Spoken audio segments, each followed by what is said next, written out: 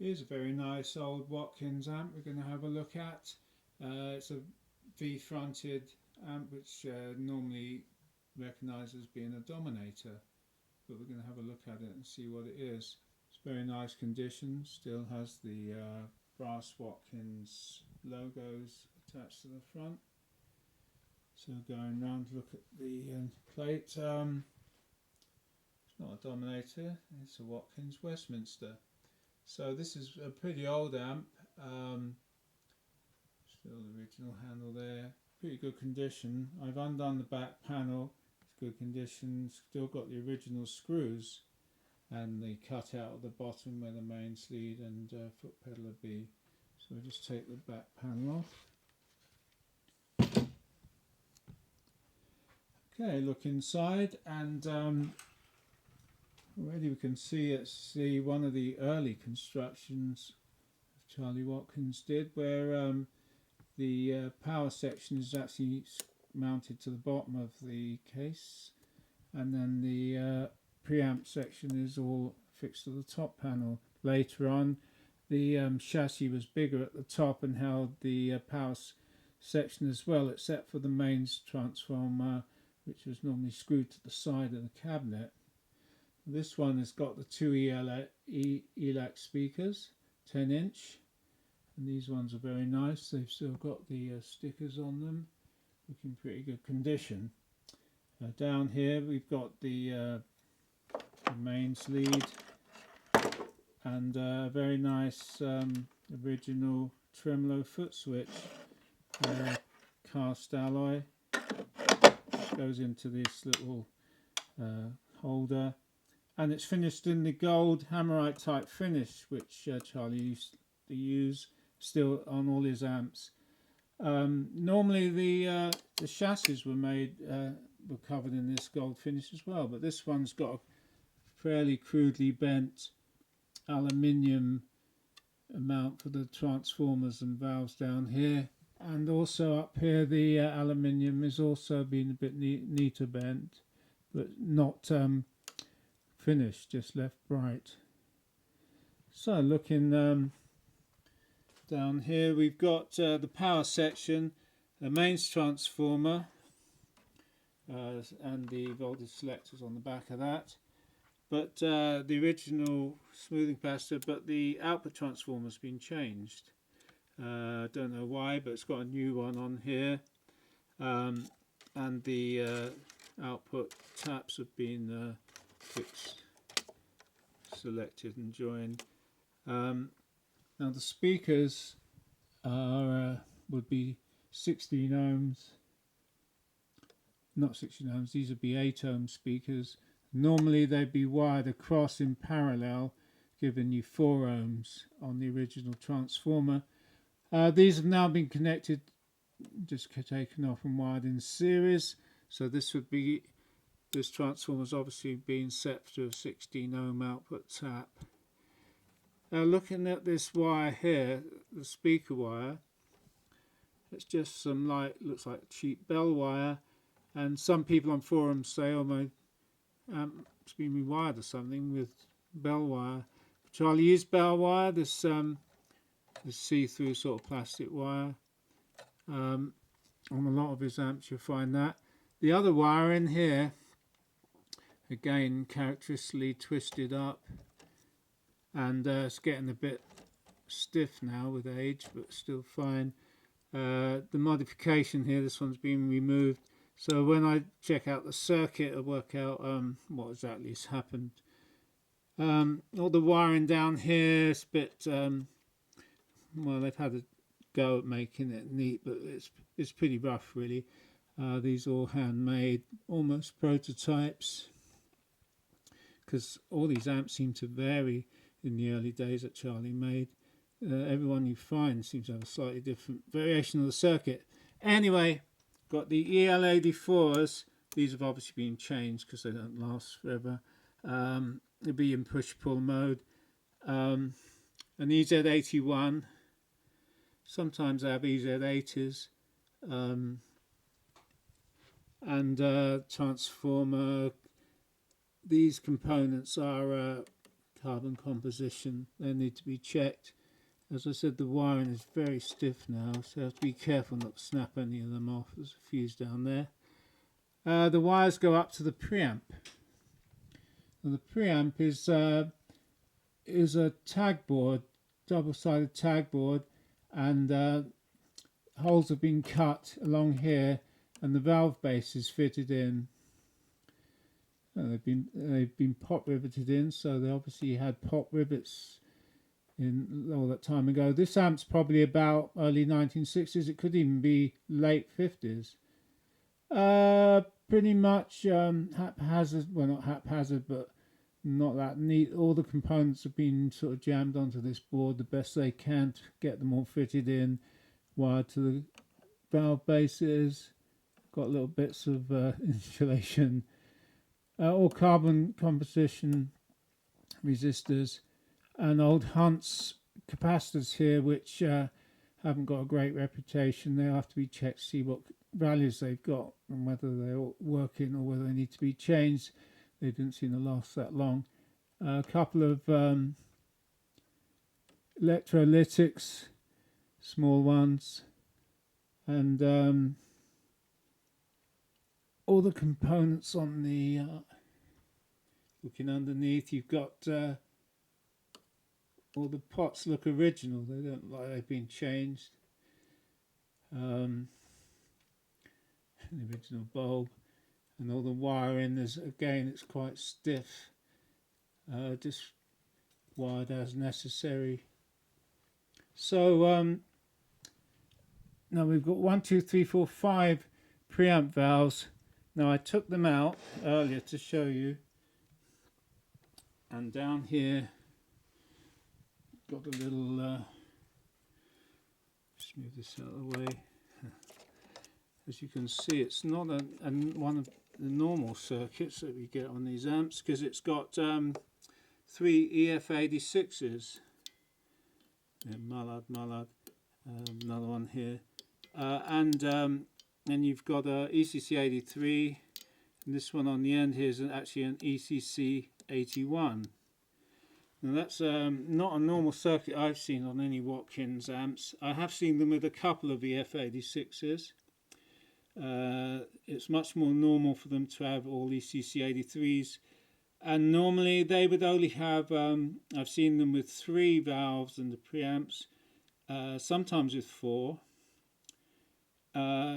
Pretty rare to have 5. One of these is probably used for the tremolo circuit, so the tremolo circuit's not going to be the same as on Charlie's amps, which normally just was operated around an ECC83, so that'll have to be sorted out. I'm going to have quite a bit of time drawing this circuit out because I haven't seen one like this before. Final note is that on here we've got a code 339T. I've seen this written on other amps, and the lower number, the older the amp is, the lower this number seems to be. So this could give an indication when it was made, but I haven't found any information. Someone might know if this has any significance to when it was made. On the ELAC speakers, you've got some codes. You get some codes on the cone, and you get you've got this cone on the chassis, but I don't know if that helps date them or not. Sometimes you find a date on the smoothing capacitor. There's nothing written on this side. I'll probably have to take it out and look on the other side, but that's a good place that you find the date code. So anyway, very nice amp, except for the output transformer. It's all pretty much original, I think. So that'll take me a while, but I'm going to try and draw out the circuit diagram, especially as it's such an unusual preamp, and I'll be adding that to the video. Okay, here's the Watkins Westminster V-fronted tremolo amp that I've been looking at, with the circuit that has 3 EF86 valves, an ECC83 and an ECC81 in the preamp. So I've had to draw out the circuit board to see what's going on, and turns out to be relatively straightforward. So I'll give you a look round the circuit. That's the preamp there, and it has got 5 valves in it, which I've taken out. We've got ECC81, which is the phase splitter, and ECC83, which is one of the input normal channel valves. Got 2 EF86s here, which are one on each input on the tremolo channel, and an EF86 which is used for the tremolo oscillator. Now I've had to go at drawing the circuit out. Took a little while, and I'll just give you a look around. First of all, I'll just show you the mains section: transformer, output transformer, smoothing capacitor, which appears to be a 3-section 50 microfarad, which they managed to shove in all into this can, which is pretty good. Now the cathode bias resistors here are not bypassed on the EL84 push-pull, and you've got the EZ80 little rectifier valve there, and as I said, the wiring is pretty much looks like it's made up as they went along. So this amp apparently is 1959, so it's pretty old. So you've got the power section in the bottom here. Now on the circuit diagram here, it's pretty straightforward. You got the mains comes in, there's a single fuse and a single switch on one of the tone controls. There's a tap on the back of the transformer for the power supply from 240 down to about 200, I think. And then on the output valve, that obviously goes to earth. The heater is not connected to the B plus positive. It normally would be, but they haven't done it on this one. EZ80 dual rectifier, and you've got its own little heater there, and you've got the heater for the all the preamps and the L84s, which hasn't got any hum resistors on it. So this is an early circuit where no little techniques were used to try and increase performance. So looking at the output stage, it's got twin speakers. Normally they were connected in parallel on this amp because it's had a replacement transformer. They've been wired in series, but normally they would be in parallels to the, and it's also there was a feedback point off the output as well. Standard output transformer. There's a capacitor, so I think it's been taken off, which was would have been on the output transformer, just to try and it's normal practice just to cut any parasitic high frequencies.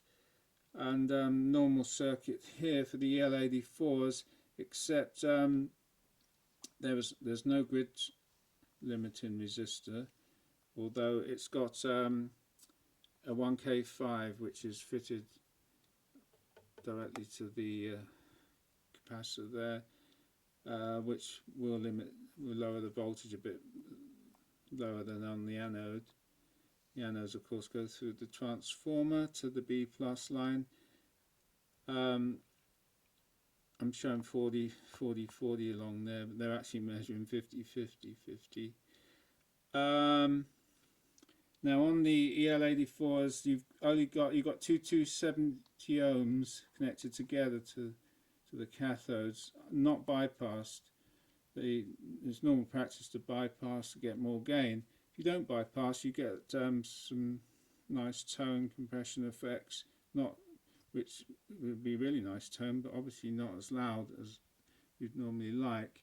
They're the capacitors, they're the two resistors, but no bypass capacitor in sight. There are grid stopper resistors, 10K though, and they're on the ends of these long wires coming down from the preamp. So 10k grid on each one. You can see that on the circuit there, 10k. The 220k's pull down resistors are on the preamp boards, I think. No, they're on the they're on the lower board, and then you've got the wires going up to the standard basic phase splitter here. 100k on the anodes, which is, this is an ECC81. You could use an ECC83, a little more gain. Some people later on changed one of these to an 82 to try and balance the output, but it's a guitar amp, it shouldn't be that fussy. And 1k5, 470 ohms to give you some grid bias. 1 megs here. Now, as usual, the phase splitter is used. 1 channel is from the tremolo, and 1 channel is from the normal input. So, now looking at the normal input down here, comes straight into the ECC83. No grid stoppers, and not even no screen wires. 1 meg on each. There's a 1 meg on each grid. Shared cathode resistors, 8 microfarad, 1k5, and a 220k load on the anode. And it comes out through this 5 nanofarad. Cuts the gain a bit with the 220k. Again, you could remove that if you wanted more gain. And a basic tone control just shunts the treble down. And here is the feedback from the speaker output, which is means when the volume's on max, I mean the feedback is the speaker volume amplitude is going to go up as well, but I can't imagine it's going to have a great effect. It's not the best feedback place I've seen. Anyway, that goes off there.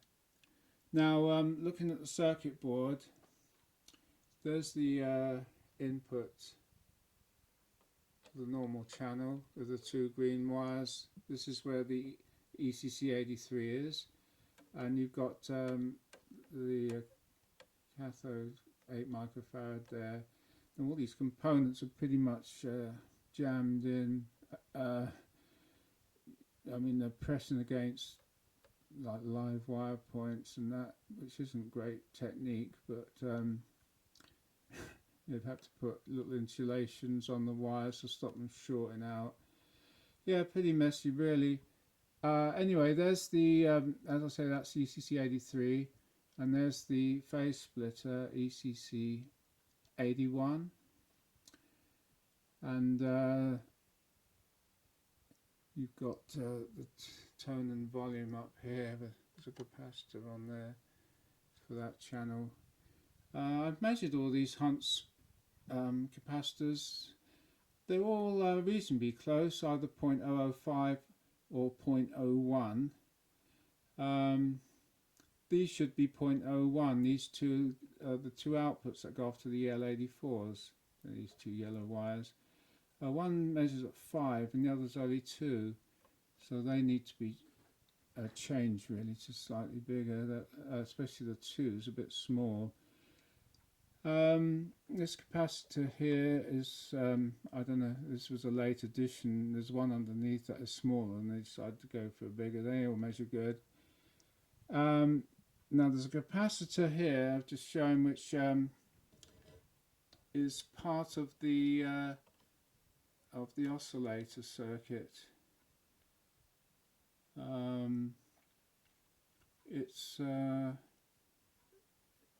a bit strange. The two in series 0.005 with a 1 meg taking it to the ground in the middle. Well, they're 400 volt capacitors, so I don't know why they needed to do that. Weirdly, even though they've done that, this one has gone very low capacitance. I've got a special capacitance meter here, and on the screen it shows only 60 odd picofarads at 10 kilohertz. At 100 hertz it's showing normal, but it's high frequency, it's no good.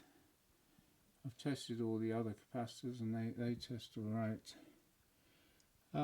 Here now, down the end here, the EF86 used in the tremolo section with the 0.01 capacitors around the circuit. They're like normal, 3 of them to give you the phase shift, and there's 1 mega ohm resistors.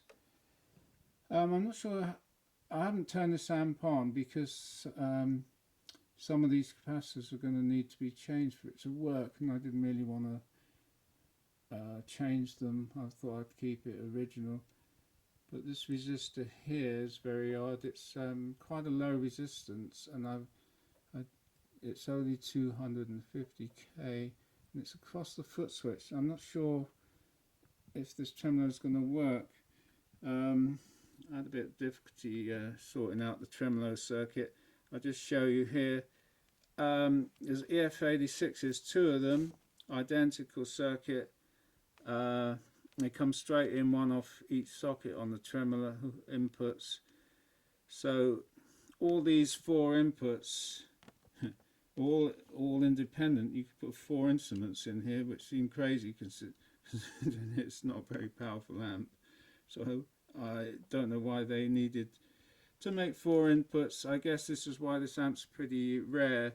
I don't know any other one that had 3 EF86s in it. I mean, they could have used, they could have lost the valve quite easily. You don't need 4 independent inputs.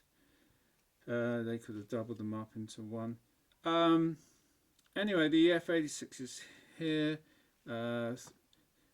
They've got a bypass capacitor at 8 microfarads on all 3 of the cathodes, all joined together, with a 3K3 there, and a pretty high 470k anodes, which are pretty high. Anyway, this circuit looks a bit messy, so I just redrew it out here, just so we can have a look at it a bit closer. And here you find the phase shift circuit, which you'll find. Now normally it's an ECC83 used on most Watkins and lots of other amps around to get the phase shift. But this is actually better than the EF86 because you'll get a much higher gain, and it means it won't struggle and stop working. But I'm not sure about the circuit because this 250k here, I've double checked it, is across the speed switch, so I think it's been wired wrong or something, because it's not going to enable the speed switch to work. When the foot switch is open circuit, it's still going to have this, which I assume it pulls the resistance down and stops it oscillating. And I think it was supposed to be when you switch this in, that should have been switched out, so I don't know what's happened to the circuit there. Anyway, because very high gain on the EF86 means it's going to oscillate nicely. Now the depth is controlled by the gain on the pentode, which is affected by the grid there, which is not the signal grid, but actually controls the gain.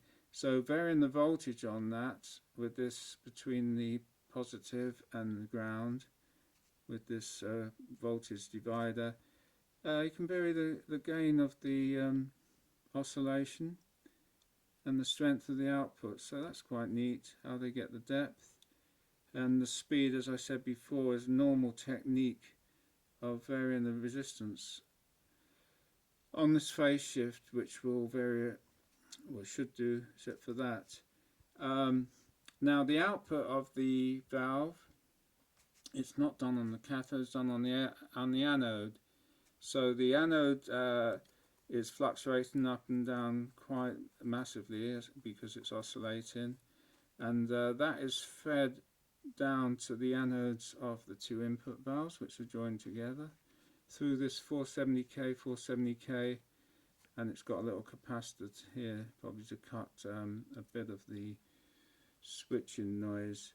Now these must have been arrived at by practice, because it's a voltage divider. You've got 470k anode load here across the 470k anode loads for these two valves. So this point here is like a voltage divider when it gets to there, so the signal is going to be less, but it's going to go up and down like this and be superimposed on any guitar signal coming in, and that's where the tremolo effects is applied. Now it comes back, then it comes through these 2.005s. Again, I don't know why they use 2, because the middle point's 1 megohm, so it's hardly going to affect the frequency to cut. Maybe it cuts a little bit of high frequency, can't see it really, but anyway, it goes through 2 of them and then along to the tone and volume controls. So that's all pretty good. So this circuit, these EF86s and that's good quality. The sound should be amazing. And so that's why it's got 3 EF86s and ECC83 and an ECC81. Now, something you could do with this amp if you wanted to, and it wouldn't change very much, is I found that if you parallel up inputs, you get a much thicker and sensitive guitar tone. Now these haven't got. They're not. No, later on, they used a single 1 megohm and connected these inputs together to share the 1 megohm. But these are totally independent. So the only way you're going to parallel these up is you just put a link wire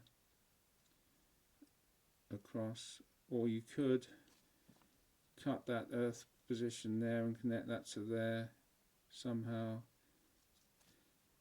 and join them together. But anyway, the easiest way to do it would be take that earth point off and join these two together, and then when you plug in, you'll have 2 really lovely EF86s working in parallel